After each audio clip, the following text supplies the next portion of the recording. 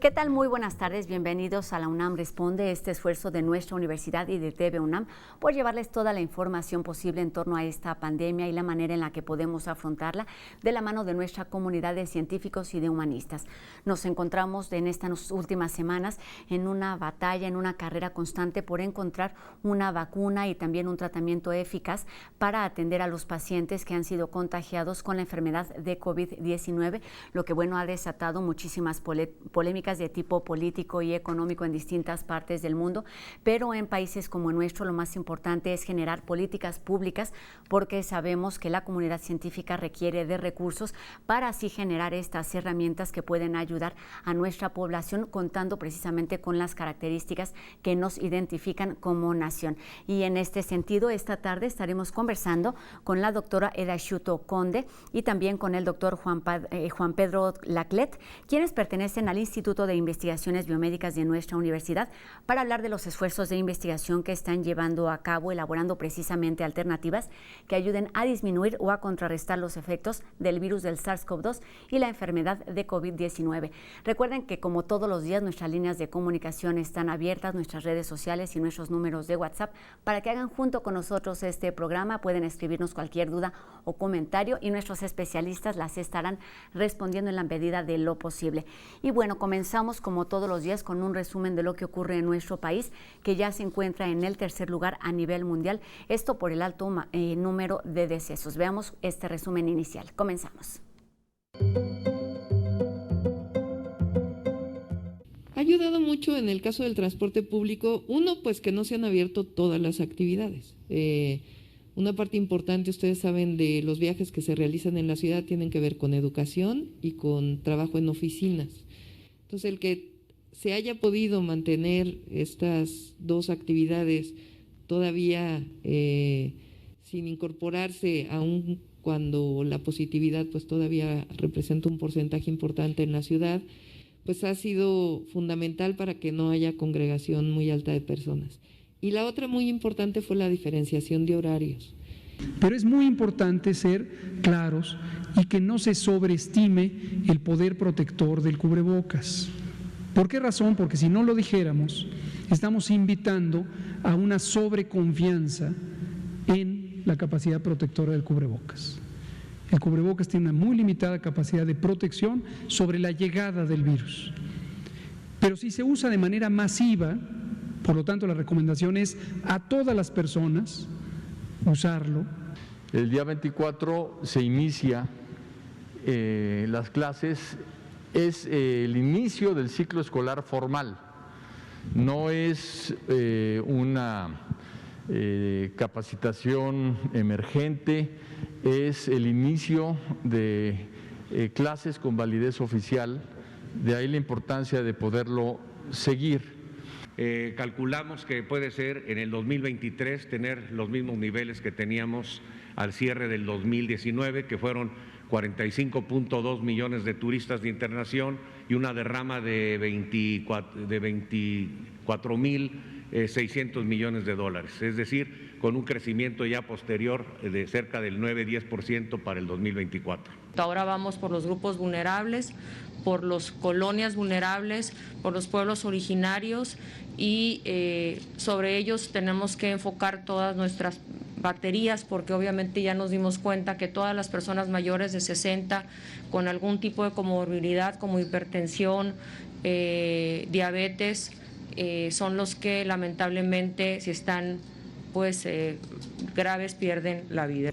Esta terrible pandemia que ha causado tanto dolor tiene que pasar, ya está bajando de intensidad poco a poco, no como quisiéramos y desde luego no deseamos que nadie pierda la vida, queremos salvar vidas.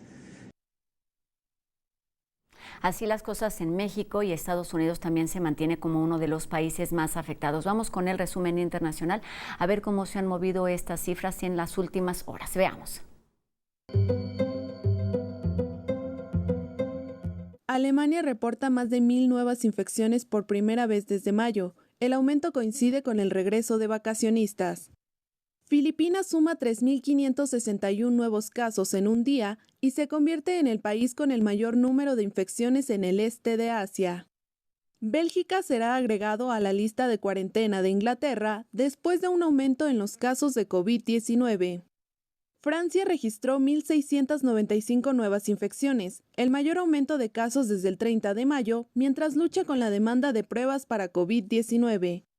España reportó 1.772 nuevas infecciones, marcando el mayor aumento desde que se levantó el bloqueo nacional en junio.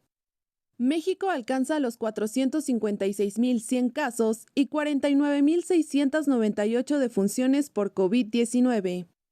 En Estados Unidos, casi 7 millones de estudiantes iniciarán ciclo escolar a través del aprendizaje en línea, debido a que no existen condiciones para volver físicamente a las escuelas. Polonia enfrenta una tendencia al alza de casos de COVID-19. India informa su día más mortal de la pandemia, con 904 muertes en las últimas 24 horas. Indonesia iniciará la próxima semana ensayos en humanos de una posible vacuna contra el coronavirus. Esta tarde, el doctor Carlos Rosales del Instituto de Investigaciones Biomédicas de la UNAM nos habla sobre cómo podemos saber si estamos contagiados por COVID-19 y algunas otras dudas. Buenas tardes, doctor. Gracias, Rosa. Muy buenas tardes. Qué bueno que sigue con nosotros en la UNAM Responde. Otras preguntas de nuestro público. ¿Qué debo hacer o qué se debe hacer si el vecino ya salió positivo a COVID-19? Bueno, usted no tiene que hacer nada en especial. La persona que salió positiva debe resguardarse en su casa y de esa manera evitará las infecciones. Problemas son las personas que están infectadas y que no sabemos si están infectadas. Y esto va con la siguiente pregunta.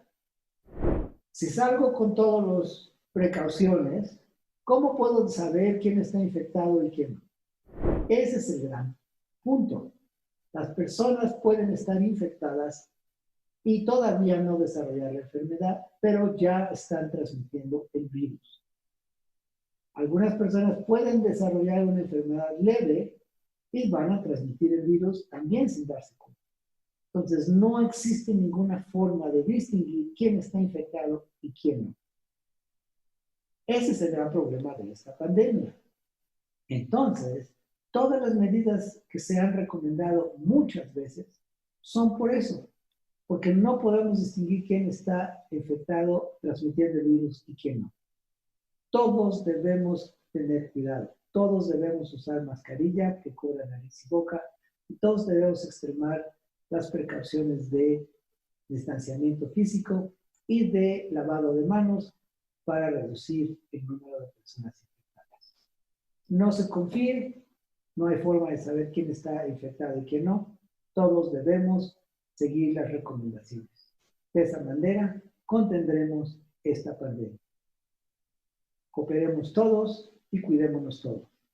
Gracias. Regresamos con Rosa al estudio de TV UNAM.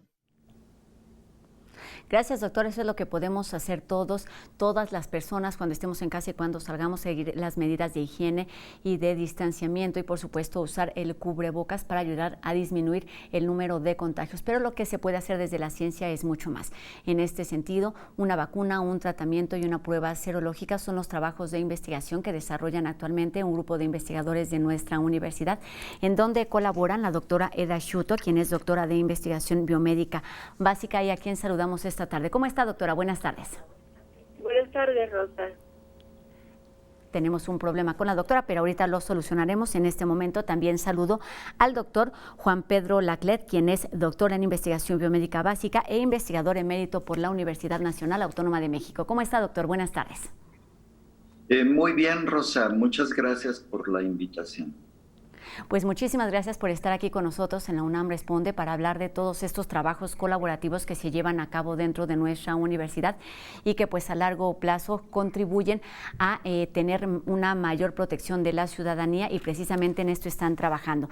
¿Por qué no comenzamos precisamente hablando de este proyecto colaborativo en donde participan distintos investigadores y distintas instituciones? ¿En qué consiste, doctora? Bueno, el proyecto global tiene tres componentes, como tú mencionaste.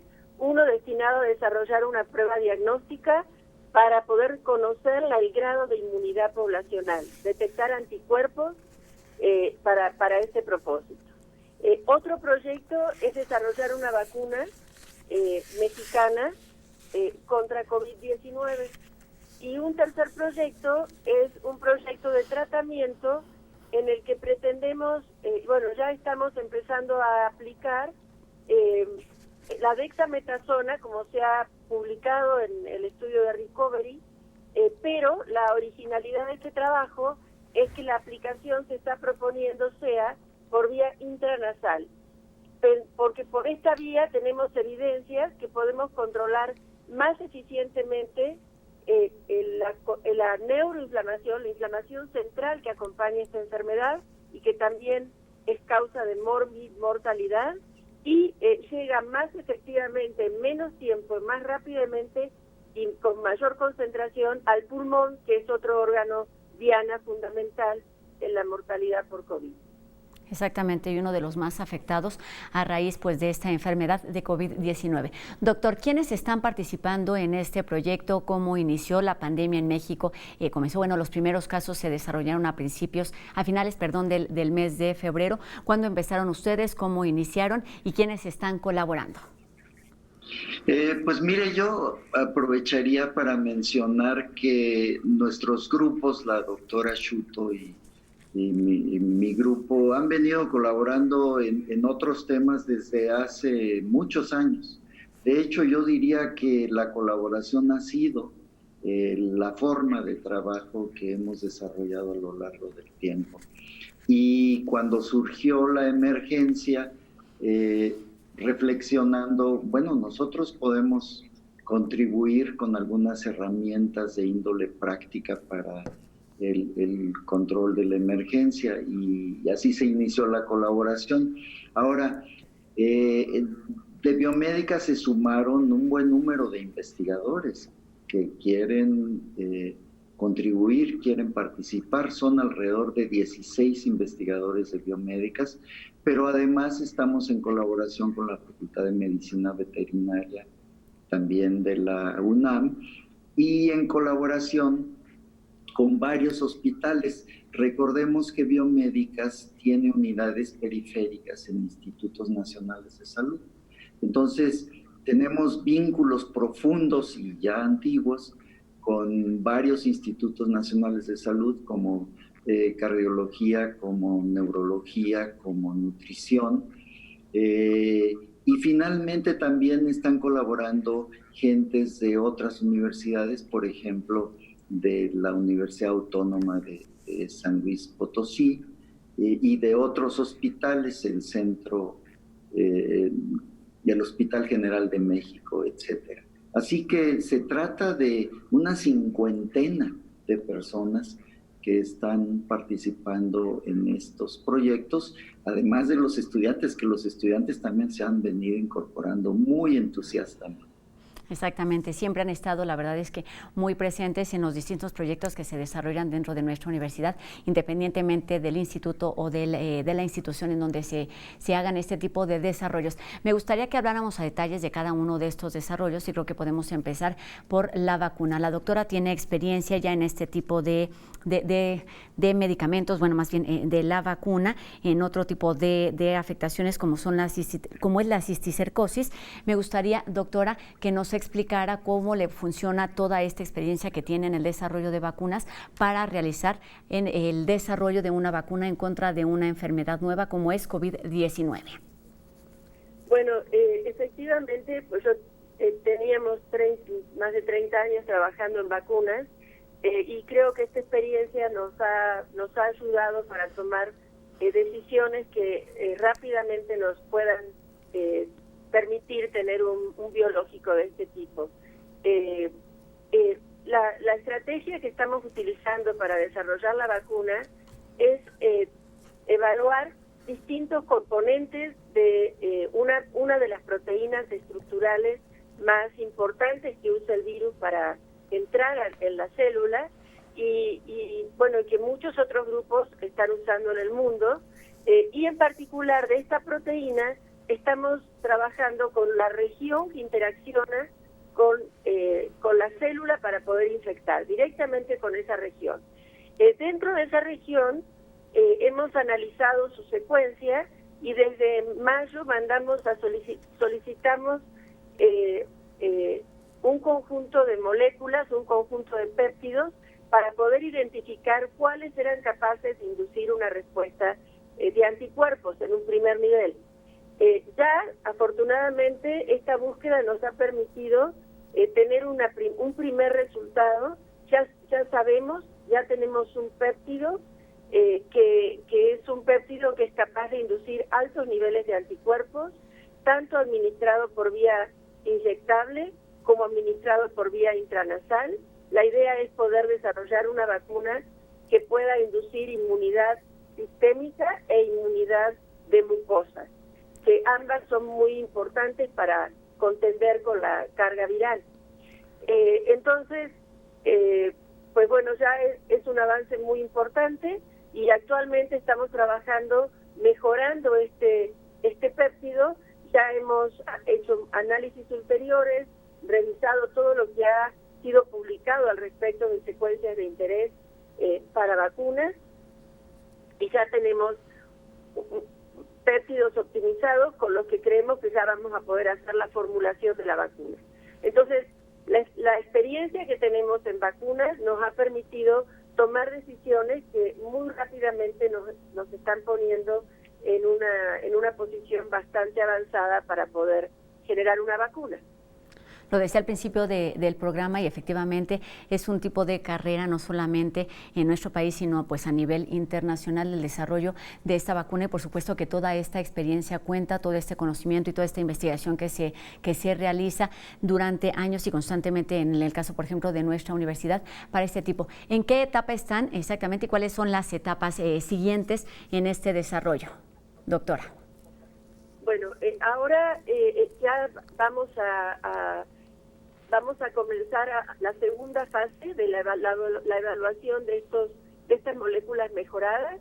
Creemos que en un par de meses ya vamos a tener los resultados y ahí sigue, una vez que la formulemos, hacer las pruebas preclínicas de efectividad y pues empezar a considerar la producción en escala. No sé si, Juan Pedro, quisieras comentar al respecto del escalamiento. Lo escuchamos, doctor. Sí, cómo no.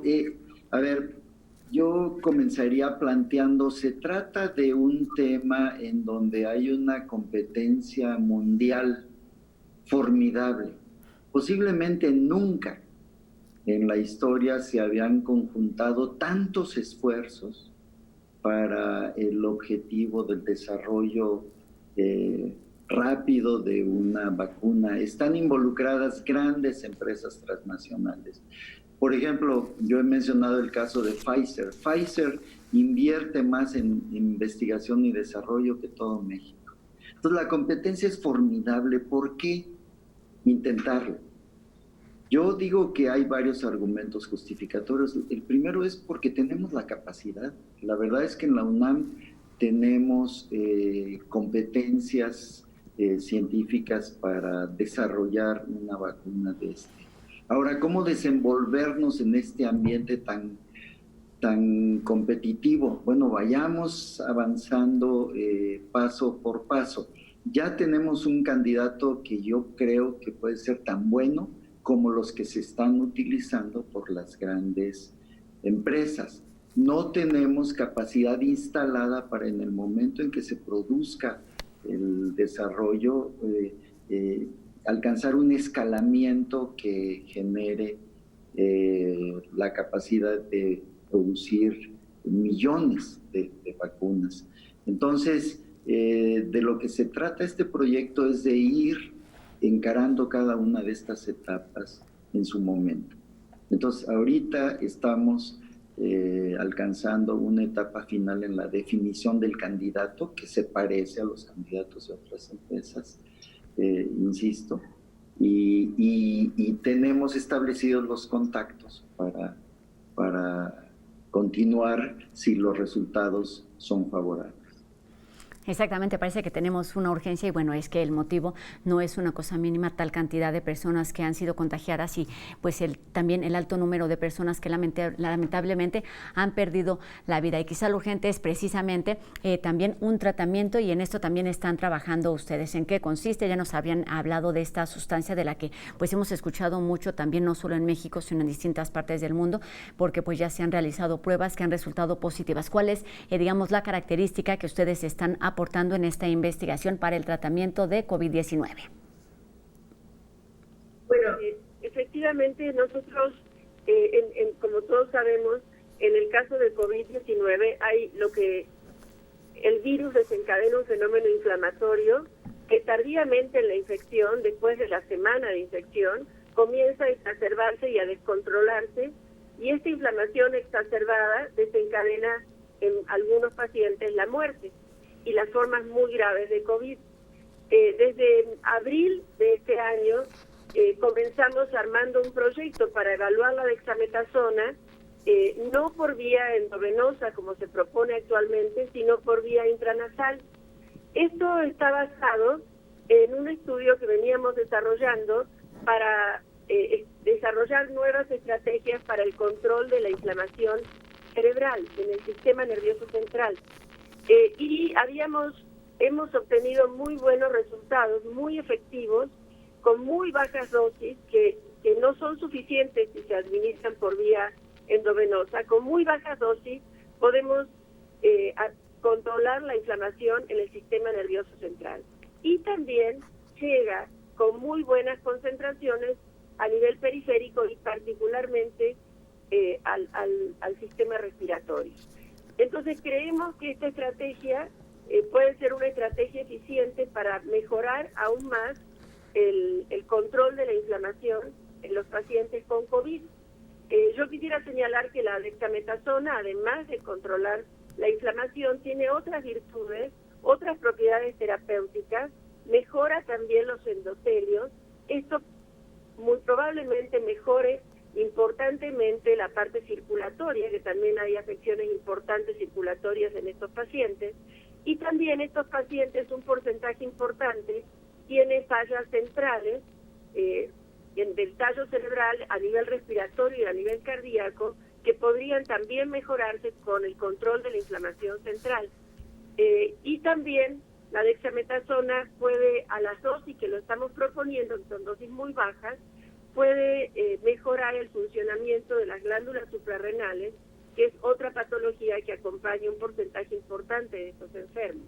Entonces, todas estas características lo hacen un protocolo que creemos que tiene grandes posibilidades de ofrecer una mejoría importante a los pacientes. El protocolo ya ha sido aceptado por los comités correspondientes en el Hospital General de México, que está haciendo de ser revisado en el Instituto de Cardiología y en el Instituto de Neurología, y bueno, se ha empezado a incorporar pacientes en este protocolo, bueno, con todas las dificultades que esto implica, pero bueno, ya hemos avanzado, empezamos a avanzar. Doctora, y esperamos poder tener pronto buenos resultados. Exactamente. Solamente para cerrar este bloque, ya nos queda muy poquito tiempo, pero me parece muy importante resaltar lo que nos está mencionando y es, digamos, esta complejidad. Sabemos que el COVID-19 es una enfermedad respiratoria y en este sentido, pues usted nos está hablando de las complicaciones que se han manifestado ya en otro tipo de órganos internos que tiene que ver con el sistema nervioso, con la inflamación, con el sistema nervioso y respiratorio. Entonces, solamente para concluir, la importancia de que este tratamiento y de esta sustancia puede contribuir a la enfermedad y las afectaciones en todo el sistema. Doctora.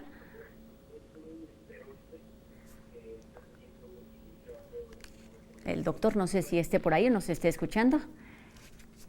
Está hablando el doctor Laclet, no sé si lo estás escuchando. No estoy escuchando, pero bueno, retomaremos esta pregunta al regresar.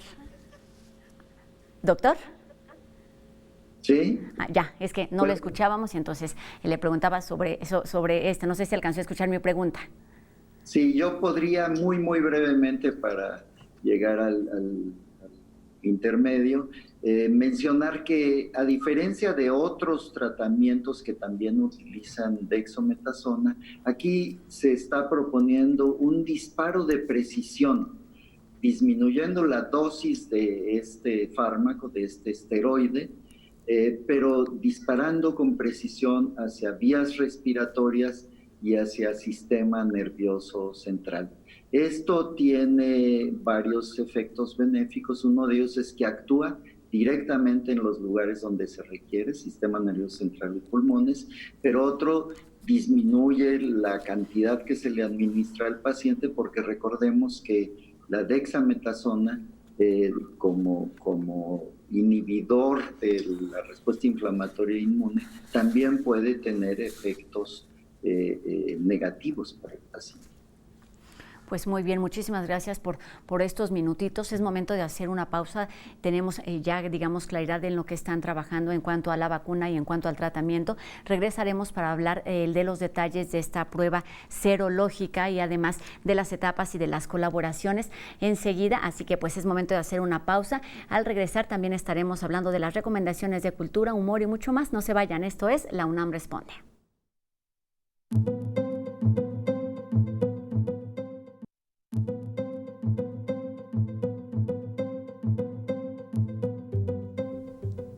Ya estamos de regreso en La UNAM Responde y enseguida escuchamos la reflexión de Jacobo Dayan, quien esta tarde nos habla de los migrantes que se ven obligados a regresar a sus países de origen a causa de la crisis económica, que a su vez es el resultado de la pandemia que seguimos viviendo. Escuchemos. Buenas tardes. Desde que comenzó la pandemia hemos hablado de cómo esto afecta a la población migrante. Lo que hemos estado empezando a ver en los últimos meses es muchas personas que habían migrado, no nada más en la pandemia, sino con anterioridad, han comenzado a regresar a sus países de origen ante la crisis económica que hay en los países de acogida. En el caso más reciente se documenta que más de 70,000 personas venezolanas desde abril han empezado a regresar a su país, producto de la falta de oportunidades en los países vecinos, sobre todo Colombia. 70,000 venezolanos han regresado a su país, profundizando la crisis que ya se encontraba en Venezuela. Las autoridades establecieron espacios de alojamiento temporal en las fronteras para recibir a estas personas que regresan, pero incluso los culpan de traer el virus a Venezuela. Las cifras de la pandemia son poco o más bien nada creíbles en Venezuela, ya que venían acarreando un grave problema de desmantelamiento del sector salud, producto de todas las crisis que se están viviendo en Venezuela. La pandemia, la crisis económica, aunada a una crisis política. Venezuela viene viviendo una grave crisis humanitaria desde hace muchos años. Esto había llevado a entre 5 y 7 millones de venezolanos a dejar su país. Miles de ellos ahora regresan. Contener la pandemia se complica ante la falta de acceso continuo a los servicios de agua, energía, gas, combustible, telecomunicaciones y un sector salud desmantelado. Hay varias agencias internacionales trabajando en Venezuela y entregando ayuda humanitaria. Todo esto será insuficiente si no se resuelve el problema de origen, que es la crisis política que se lleva viviendo en ese país por años. En los recientes meses, estos 70,000 personas han regresado a Venezuela buscando contención social que no tenían en los países de acogida. La pandemia expulsa personas y también hace que otras regresen sin que las condiciones de recepción estén dadas. No hay condiciones para quedarse y no hay condiciones para regresar. La crisis humanitaria de salida y una crisis humanitaria de retorno, un escenario muy complejo. El caso venezolano puede ser de los más complejos, no es el único. En México hemos estado viviendo también el retorno de connacionales que son expulsados de los Estados Unidos y no hay condiciones para recibirlos. Una grave crisis humanitaria de ida y de regreso. Buenas tardes. situaciones lamentables y complicadas que viven ciudadanos independientemente del país al que pertenezcan.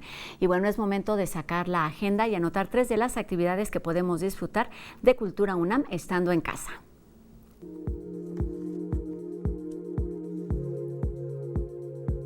Desde hace varios meses, buena parte de las actividades que cotidianamente hacíamos de forma presencial se han trasladado a las pantallas.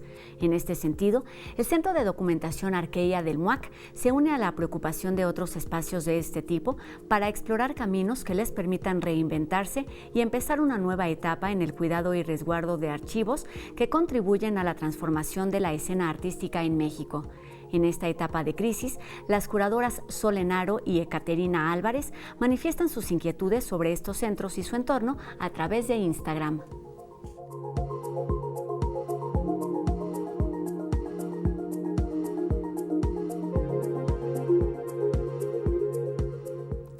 El Centro Cultural Universitario Tlatelolco organiza diálogos sobre cine en el Memorial del 68, el movimiento estudiantil que se convirtió en ícono de las protestas sociales, inspirando decenas de trabajos cinematográficos que abordan desde muy distintas perspectivas ese acontecimiento que marcó un antes y un después en la historia reciente de nuestro país. Abordarlo desde una óptica novedosa es el reto de este ciclo que se transmite en vivo a través de Facebook todos los jueves de agosto.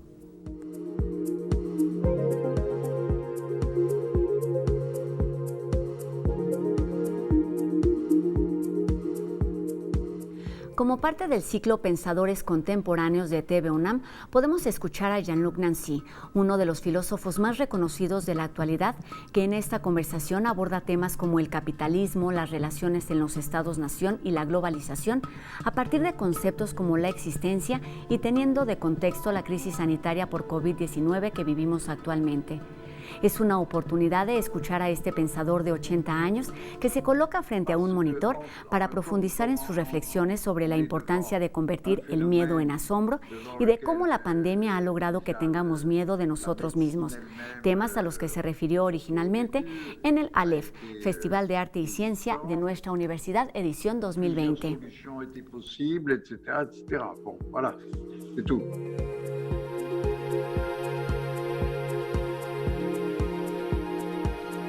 En verdad, conversaciones que no nos podemos perder. Y enseguida vamos con nuestra dosis de humor y curiosidad que nos presenta el equipo de No Memes para esta tarde. A menos de un clic estás de enterarte de lo que la tecnología tiene que ofrecerle al mundo. Porque no todo es perdición humana en Internet. Mira este video que reivindica a los productos de unos y ceros.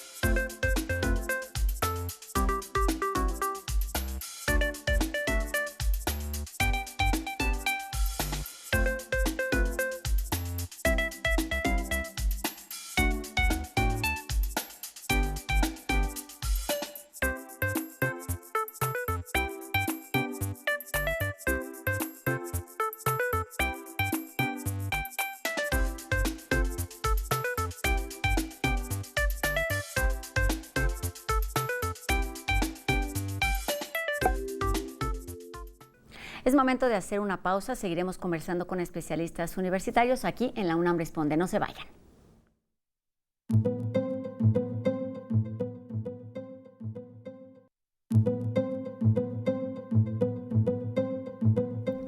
Y comenzamos este bloque con la voz del doctor Héctor Guillermo Alfaro, filósofo de nuestra universidad, quien nos presenta su reflexión sobre lo que sucederá cuando la pandemia termine. Escuchemos. Cuando se abran las puertas. La reflexión de Humanidades UNAM sobre el futuro. Soy el doctor Héctor Guillermo Alfaro López, investigador del Instituto de Investigaciones Bibliotecológicas y de la Información. Cuando se abran las puertas. Bueno, considero que las actividades van a tener una continuidad respecto a lo que había anteriormente, pero aquí yo en lo que quisiera hacer hincapié es en la cuestión sobre todo de la toma de conciencia.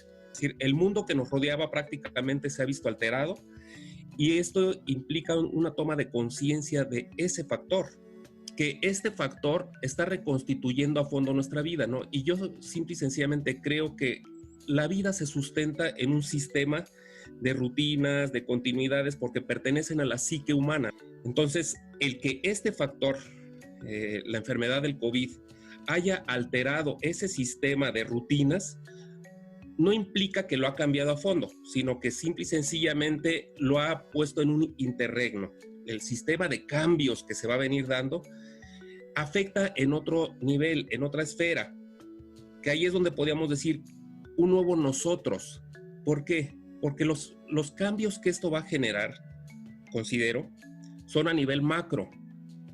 Los procesos tecnológicos, dinámicas económicas, políticas, cosas que están fuera del alcance de la vida cotidiana inmediata de los individuos concretos. Ahí es donde se van a ir generando cambios que poco a poco se van a ir introduciendo en la vida cotidiana de las personas. Pero aquí lo importante será ver en qué medida ese sistema de rutinas puede prepararnos para mejor vivir o convivir entre nosotros. Esta es la incógnita. Este es verdaderamente yo al reto al que me estaría ateniendo, a ese futuro respecto a la vida cotidiana y a las rutinas, porque tal vez ahí es donde podamos ver un nuevo nosotros, en la medida en que esos cambios globales se filtren en la vida cotidiana, que tal vez no los veremos de inmediato, incluso pudiera ser que nosotros en lo personal no podamos verlos, porque suelen ser cambios de largo alcance, de larga duración, pero lo que sí debe de quedar claro es que situaciones como la que hemos vivido no quedan en el olvido, no es que no tengan ningún efecto.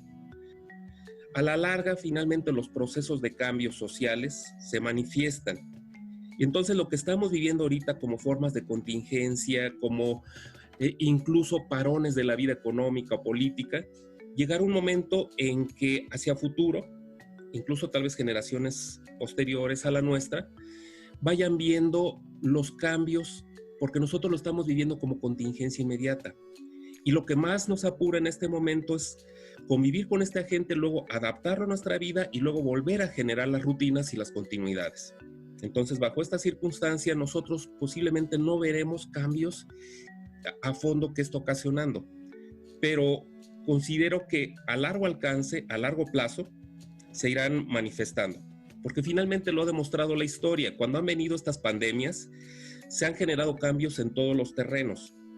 Las sociedades que las viven en su momento están más apuradas por la situación, incluso de mortandad que generan, y por lo mismo están más apuradas por restablecer su sistema de continuidades, de rutinas, y no ven los cambios, porque afectan incluso hasta el arte. Hemos visto cómo enfermedades, pandemias en el pasado han generado cambios en el arte mismo, en la concepción de la vida, en la política.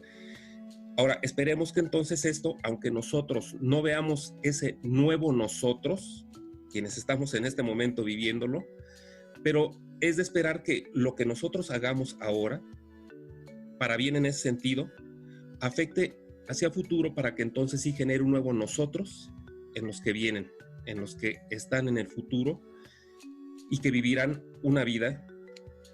Obviamente ya esperemos que no les afecte esto y que ellos más bien vean cambios positivos.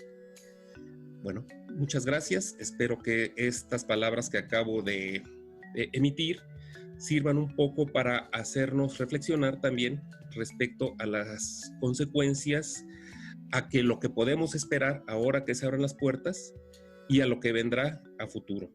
Cuando se abran las puertas. Humanidades UNAM. Un nuevo nosotros.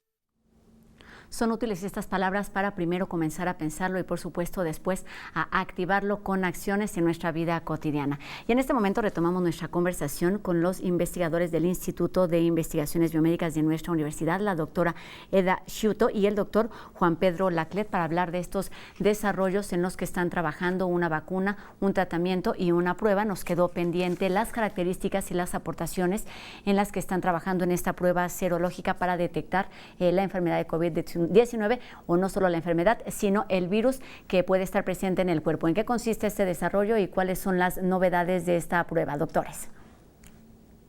Mira, la prueba no es para detectar el virus como tal. La prueba que estamos tratando de desarrollar es para detectar si el individuo tuvo o tiene el virus presente, es decir, si tiene una respuesta inmune que sea compatible con que tenga la infección o que haya tenido la infección. Para esta información creemos que es muy importante para poder conocer el grado de inmunidad de la población. Como tú sabes, hay una gran cantidad de asintomáticos que no sabemos realmente de qué tamaño es. Por cada asintomático, pues se estima que puede haber entre 10 y 50 personas asintomáticas. Y bueno, va a ser muy importante para un regreso seguro y para conocer el grado de protección que puede tener la población, cuánta gente se ha infectado y ha resuelto la infección o está en miras de resolverla. Y para eso es la prueba que estamos tratando de diseñar. Exactamente, la prueba que se realiza para detectar si el virus está presente, si está presente la enfermedad, es la de PCR, y en la que ustedes trabajan es en la de anticuerpos. ¿Por qué resulta tan importante? Además, pensando en este tema de la inmunidad y en el regreso, donde pues cada vez más personas vamos a estar reunidas por distintas razones conforme van pasando las semanas. ¿Por qué resulta tan importante saber cuáles y cuántas personas han desarrollado ya el cuerpo y saber si tienen si ya han pasado por este proceso, doctor? Anticuerpo, perdón. Mira, Rosa, las cifras que tenemos actualmente acerca de la propagación del COVID-19 nos indican que el problema se va a mantener durante un buen número de meses. Es posible que lleguemos al próximo año en una situación de muchas restricciones y situación de confinamiento y de sana distancia, etcétera, pero podríamos rebasar también el inicio del próximo año. Entonces la actividad humana no se puede detener. Se pueden intentar algunos esfuerzos bien medidos de restablecimiento de actividades, si tenemos una herramienta que nos permita evaluar cómo está el estatus inmunológico de esa comunidad. Por ejemplo, voy a poner un ejemplo. Se sabe que uno de los sitios de mayor dispersión de la enfermedad son los mercados. ¿Cómo anda la situación de la inmunidad hacia el coronavirus en el mercado, en la central de abastos? Bueno, pues esto se puede averiguar. Podemos tomar muestras de sangre de todos los trabajadores residentes de ahí y a través de una prueba relativamente sencilla y que se pueden hacer decenas o miles de pruebas de una manera rápida, determinar si el nivel de inmunidad en esa comunidad es suficiente como para permitir el aumento de las actividades. Y, por ejemplo, la estrategia de población, si seguimos hablando en el mercado de abastos, pues entonces lo que tenemos que proteger es a las personas que van al mercado de abastos a conseguir mercancía. Pero también podemos hablar de escuelas, podemos hablar de oficinas de gobierno, podemos hablar de múltiples entornos en donde una prueba sencilla puede ser de gran utilidad para la toma de decisiones en los próximos meses que se vienen, en qué términos se va reactivando la actividad. Exactamente. Pensando en este futuro cercano, pues por supuesto es importantísimo el trabajo de investigación, aportación de conocimientos de todos los investigadores que están trabajando en estos 3 desarrollos, pero también resulta indispensable hablar de recursos. ¿Cómo es que están trabajando en este tema, siendo investigadores de nuestra universidad, pensando en estas colaboraciones que tienen con otros institutos, pensando también en las políticas públicas que se aplican o no en nuestro país? Doctora. Mira, inicialmente comenzamos con fondos que teníamos universitarios, distintos investigadores que nos juntamos para poder comenzar estos proyectos y comenzamos adquiriendo todos los insumos básicos mínimos para poder empezar a trabajar en corto plazo. pero posteriormente la universidad y también CONACYT ha abierto convocatorias para desarrollar proyectos COVID. Tuvimos la suerte de poder ser reconocidos como un proyecto de la universidad que ofrecieron, que se dio a través de la DEGAPA, y este proyecto nos ha permitido inyectar más energía, más dinero y más inversión para poder aumentar la velocidad con la que estamos haciendo las cosas. Y también tenemos solicitados proyectos a CONACYT, que todavía no hemos tenido respuesta, pero esperamos que podamos contar con recursos, porque actualmente, por ejemplo, el proyecto de tratamiento es un proyecto que ya está en marcha. Se están colectando las muestras de todos los estudios que se van a realizar en los pacientes. Tenemos el financiamiento para esa fase, pero para el análisis de todas estas muestras y los estudios de los perfiles inflamatorios, los perfiles hormonales, para todos esos estudios necesitamos financiamiento ulterior, que esperamos lo podamos obtener a través de CONACYT. Pensando en todas estas colaboraciones, hemos hablado aquí en este espacio de otros tratamientos que están investigando en algunos institutos. Pienso en el proyecto de la vacuna, en donde participa, por ejemplo, la doctora Palomares. ¿Cómo es la colaboración que existe entre investigadores de nuestra universidad, en lo que nos platicaba hace unos minutos, doctor, de esta colaboración necesaria y esta colaboración o esta competencia positiva por encontrar herramientas que permitan contrarrestar los efectos de esta enfermedad y del virus? Yo creo que tú lo planteaste de una manera muy apropiada. Es un balance entre colaboración, pero también es muy saludable que distintos grupos produzcan diferentes alternativas. Aquí no se puede decir de antemano quién va a tener la mejor solución. Entonces, claro, nos mantenemos en comunicación con el grupo del Instituto de Biotecnología, con Laura Palomares y con varios otros grupos. Afortunadamente en el medio académico se da esta facilidad de compartir información y de relacionarse, a diferencia de otros medios, por ejemplo, se me ocurre el político. Pero es saludable que el TEC de Monterrey, el Instituto Politécnico Nacional tengan otras iniciativas.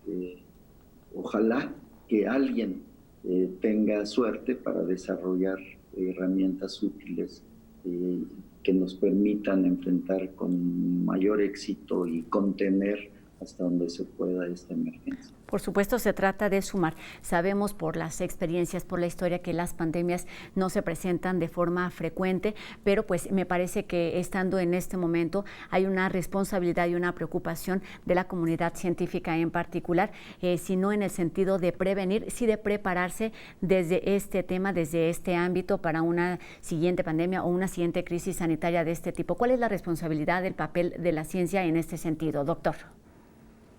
Sí, qué bueno que tocaste este punto, porque es un tema que nosotros hemos insistido desde hace tiempo. Esta pandemia nos vuelve a tomar por sorpresa y cada una de las instituciones, secretarías, estamos tratando de reaccionar de la manera más adecuada.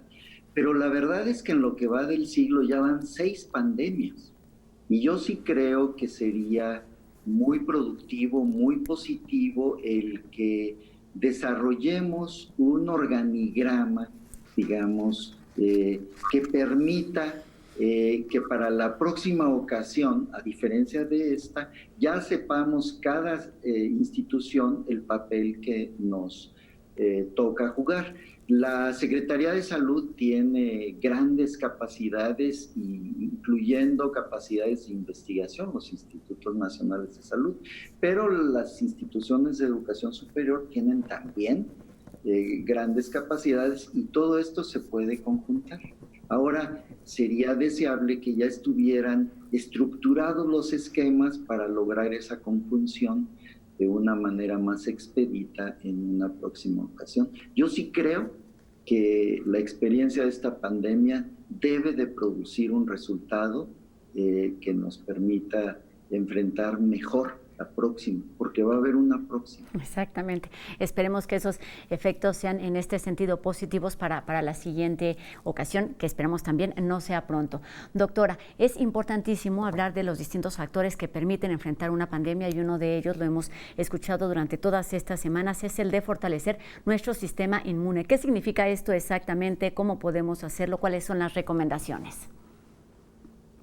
Por supuesto que en términos generales, la buena alimentación,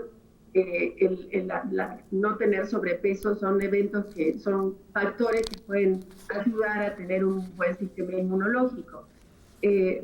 Hay condiciones como la obesidad, o la hipertensión, la diabetes, que favorecen de por sí un estado inflamatorio basal.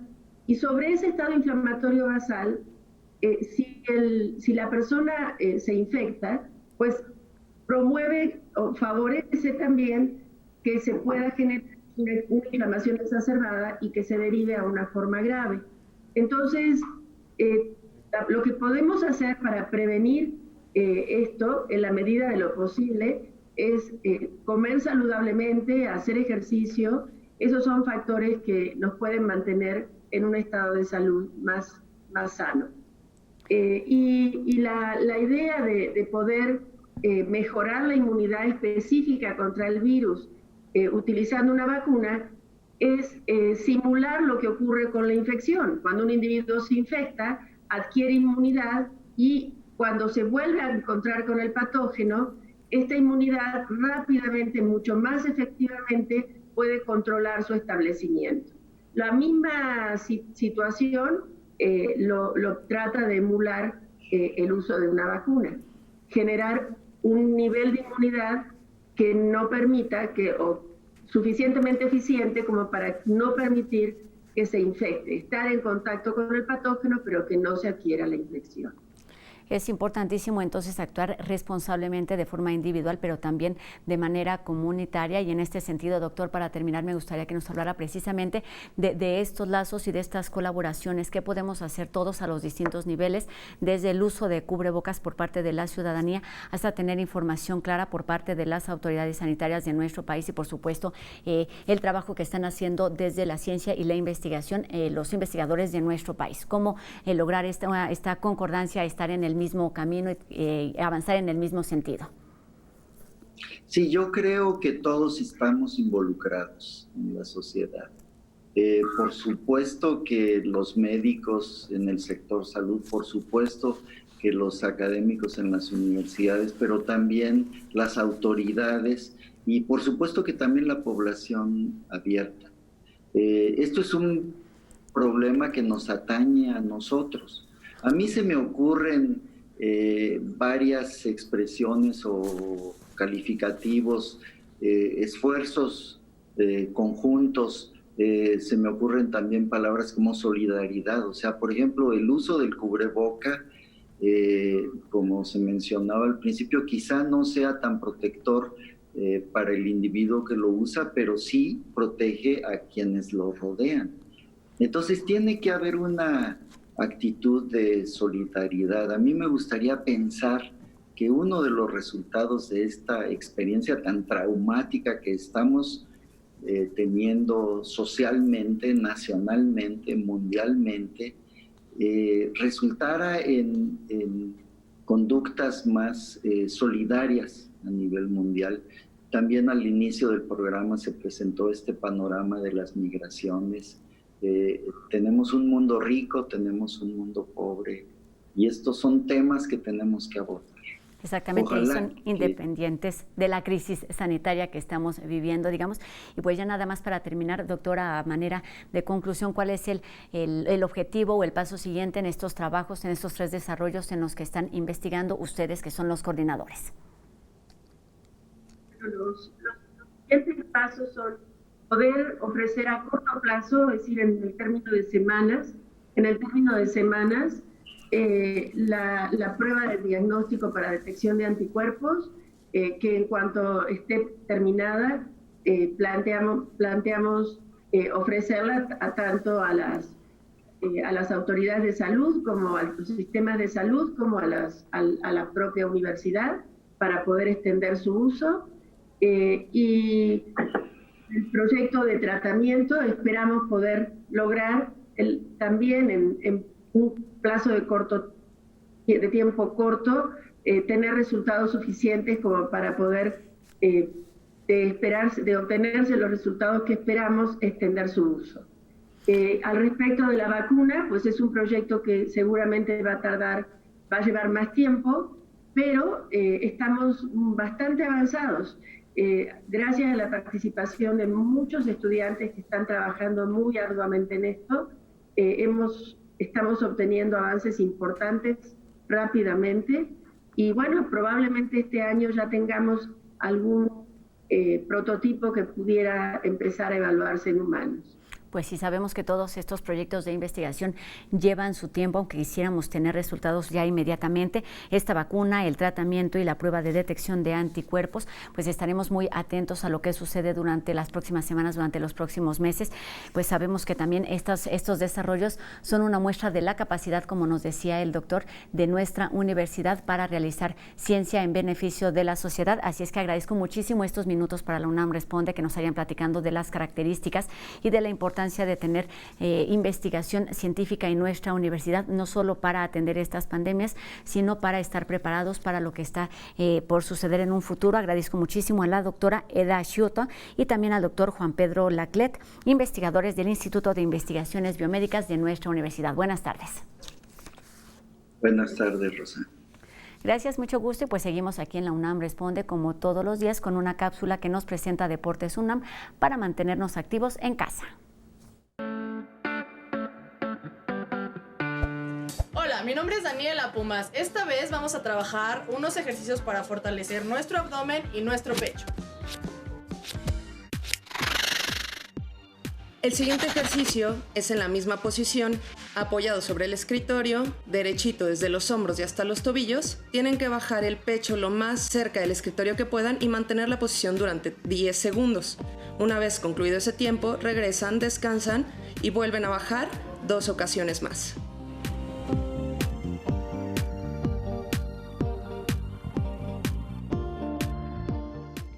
Pumas, si quieren ver más ejercicios, chequen nuestra página www.deporte.unam.mx. Hasta la próxima.